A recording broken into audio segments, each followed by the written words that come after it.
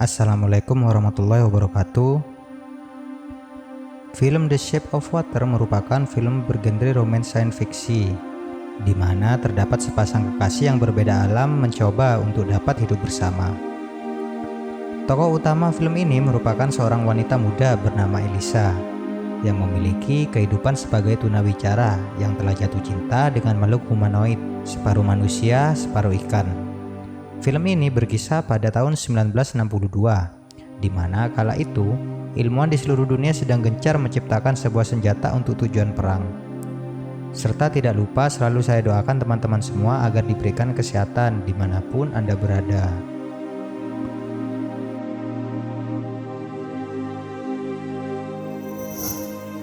Film dibuka saat kita melewati sebuah rumah yang tampaknya berada di bawah air.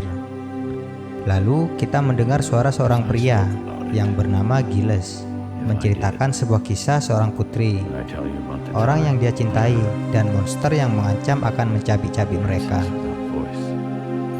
Elisa adalah seorang wanita bisu yang tinggal sendirian, tetapi sering menghabiskan waktu bersama Giles, tetangga bujangan parubaya yang tinggal di sebelahnya di apartemen kecil lain di atas bioskop lokal. Dia bekerja di kantor pusat penelitian antariksa sebagai petugas kebersihan bersama temannya yang bernama Zelda. Selama shift malam harian mereka, sebuah wadah kapsul dibawa ke fasilitas yang berisi aset berharga. Elisa mendekati kapsul dan sesuatu menabraknya dari dalam. Di pagi hari setelah bekerja, Giles membawa Elisa ke toko pie favoritnya, di mana dia sering mendapatkan pie jeruk nipis. Elisa tidak menyukainya, tetapi Giles menikmati pie itu, serta percakapan yang dia lakukan dengan karyawan toko. Giles juga seorang seniman. Dia sedang mengerjakan desain iklan untuk sebuah produk di perusahaan tempat dia dulu bekerja sebelum diskors. Di tempat kerja, Elisa dan Zelda sedang membersihkan kamar mandi ketika Kolonel Richard Strickland masuk dan meninggalkan bercak darah pada tongkat yang selalu dia bawa. Beberapa saat kemudian, para wanita mendengar teriakan yang datang dari dalam ruangan, dan Strickland muncul dengan dua jari yang hilang dari tangan kirinya. Elisa dan Zelda harus membersihkan darah di ruangan tempat mereka menyimpan aset baru itu. Elisa memercikkan seember air ke lantai, dan jari-jari Strickland keluar dari bawah rak. Elisa mengemasnya di dalam tas untuk dikirimkan ke rumah sakit. Elisa menemukan bahwa aset di sana adalah makhluk humanoid mirip ikan. Dia menjadi terpesona olehnya dan mulai diam-diam menyelinap ke dalam kandang untuk menghabiskan waktu bersamanya. Selama beberapa hari ke depan, Elisa memberikannya makan telur rebus, mengajarkannya bahasa isyarat, dan memutar rekaman musik untuk didengarkan.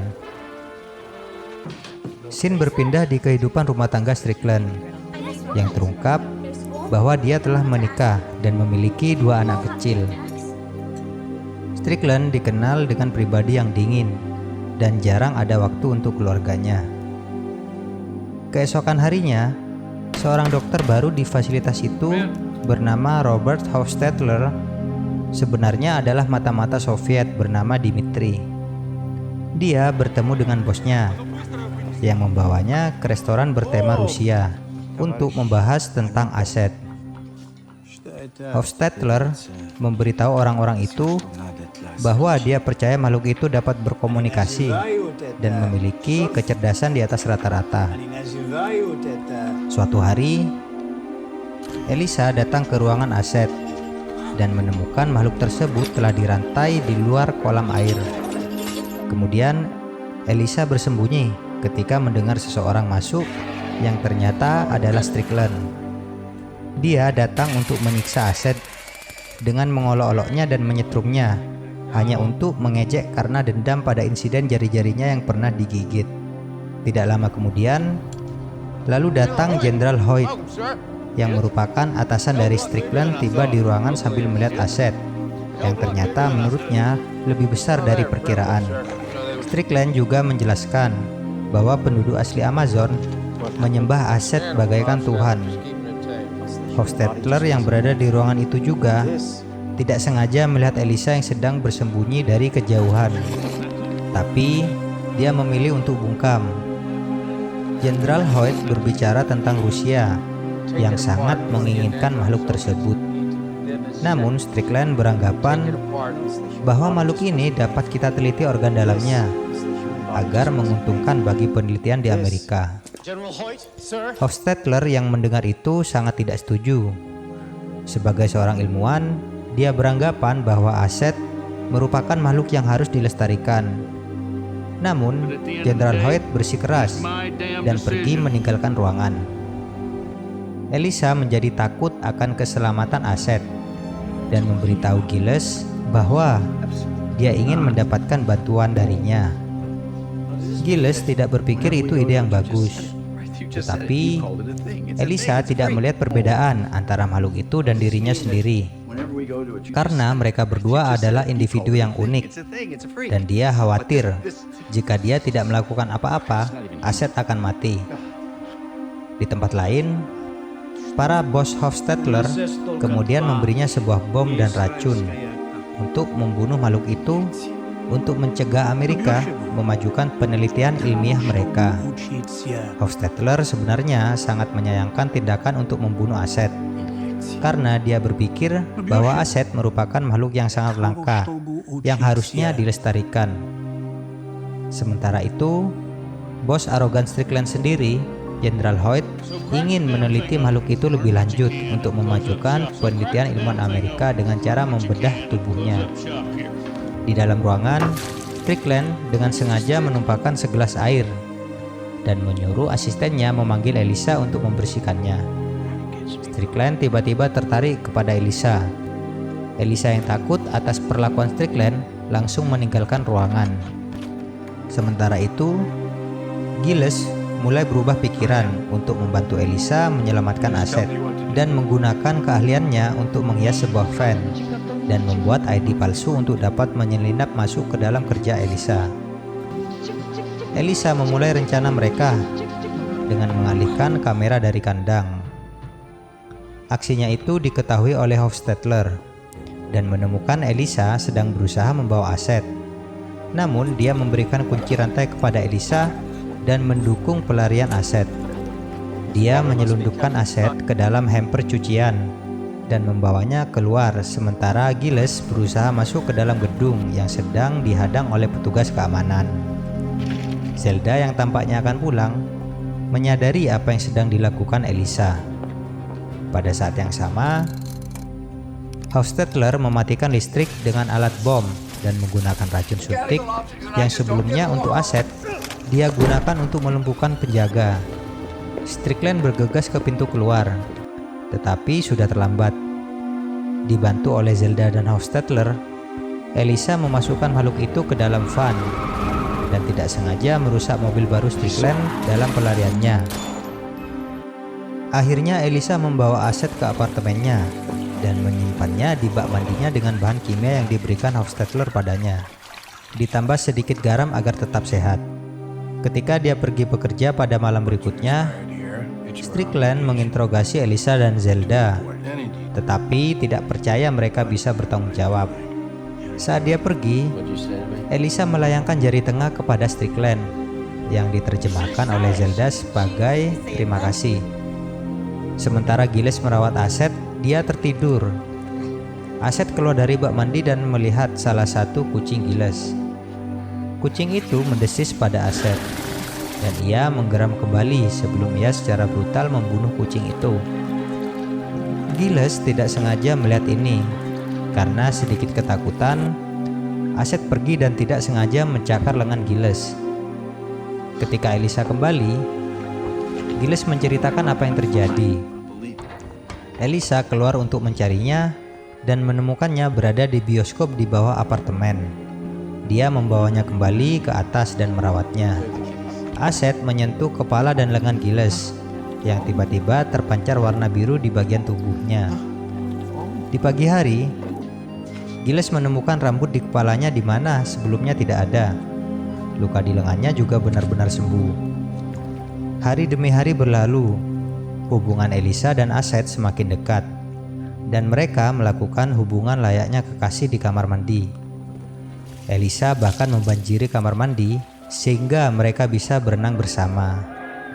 Tetapi itu menyebabkan kebocoran di ruangan teater, dan Giles dipaksa oleh pemilik teater untuk membuka pintu dan membiarkan air keluar.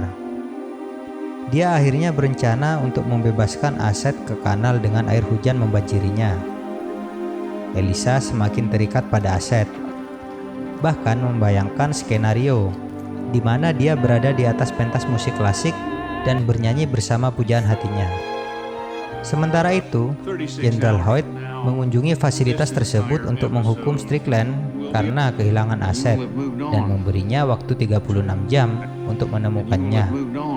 Bos Hofstetler sendiri menyadari bahwa dia sebenarnya tidak membunuh Ased, tetapi mereka mengampuni Hofstetler untuk saat ini, juga mengatakan kepadanya bahwa dia akan diekstraksi dalam waktu 2 hari untuk kembali lagi ke Rusia.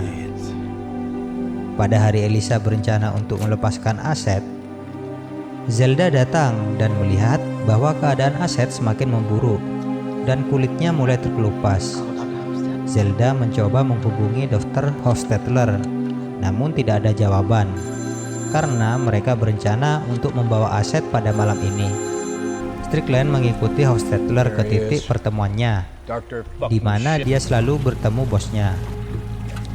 Pertemuan Hofstetler dan bosnya berjalan tidak baik. Mereka mulai menembak Hofstetler berulang kali, tetapi sebelum mereka bisa menghabisinya, Strickland muncul dan membunuh mereka terlebih dahulu. Dia meraih Hofstetler dengan lubang peluru di pipinya dan menyiksanya untuk menyerahkan lokasi Ased berada, dan mengira bahwa mata-mata Sovietlah yang telah mencuri Ased. Dengan nafasnya yang sekarat, Hofstetler menertawakan Strickland dan berkata, "Tidak ada nama, tidak ada peringkat. Mereka adalah petugas kebersihan." Strickland kemudian pergi ke rumah Zelda untuk menginterogasi dia dan suaminya Brewster. Semakin marah dan bertingkah paranoid, dia merobek kedua jari tangannya yang belum sembuh. Zelda masih memilih bungkam, tetapi Brewster mengatakan kepadanya bahwa Elisa yang telah membawa Ased. Setelah Strickland pergi, Zelda menegur Brewster dan kemudian menelpon Elisa untuk memperingatkannya. Elisa dan Giles secepatnya mengambil Ased sebelum Strickland muncul. Dia masuk ke apartemen Elisa dan melihat catatan di kalendernya yang memberitahu dia bahwa Elisa membawa Ased ke kanal. Elisa dan Giles membawa Ased ke kanal. Mereka mengucapkan selamat tinggal kepada makhluk itu. Tetapi Ased mengira bahwa Elisa akan pergi bersamanya. Namun Elisa membalas dengan sebaliknya, bahwa ia tidak bisa ikut masuk ke dalam dunianya. Dia menjawab bahwa dia harus pergi tanpanya. Strickland muncul dan meninju wajah Giles sebelum menembak Ased dan Elisa. Strickland berbalik untuk pergi, tetapi mendapatkan pukulan balik dari Giles. Ased menghidupkan kembali dirinya sendiri dan menyembuhkan luka pelurunya sendiri. Strickland terkesan dan menyebut Ased itu sebagai dewa sebelum menebas tenggorokan Strickland dengan cakarnya. Saat polisi tiba, Ased membawa Elisa ke dalam air saat Giles dan Zelda yang baru saja tiba menonton. Di bawah air, Ased mencium Elisa menggunakan kekuatan penyembuhannya untuk menghidupkannya kembali dan memberinya insang di mana pernah ada bekas luka di lehernya. Elisa pun dapat bernafas di dalam air layaknya Ased. Keduanya saling berpelukan saat suara Giles menutup film dengan mengatakan bahwa mereka berdua sekarang bisa bersama, dan film pun berakhir. Film The Shape of Water merupakan film fiksi ilmiah, di mana yang menarik adalah sinematografi yang dibuat oleh sutradara bertemakan vintage. Suasana yang dibangun dalam film sangat kuat, berlatar tahun 1962. Sehingga penonton yang melihat hampir sepenuhnya masuk pada zaman yang serupa. Meskipun hampir dikatakan cerita mustahil atau tahayul, film fiksi ilmiah kadang membuat penonton dapat berimajinasi tentang teori konspirasi yang ada di balik film tersebut. Makhluk humanoid bisa saja ada, bukan? mengingat masih begitu banyak hipotesa yang belum dapat dipecahkan oleh ilmuwan dan beberapa bukti dokumentasi yang masih simpang siur kebenarannya. Intinya, marilah kita nikmati film ini dengan harfiah adanya. Sekian review film dari saya, terima kasih dan sampai jumpa.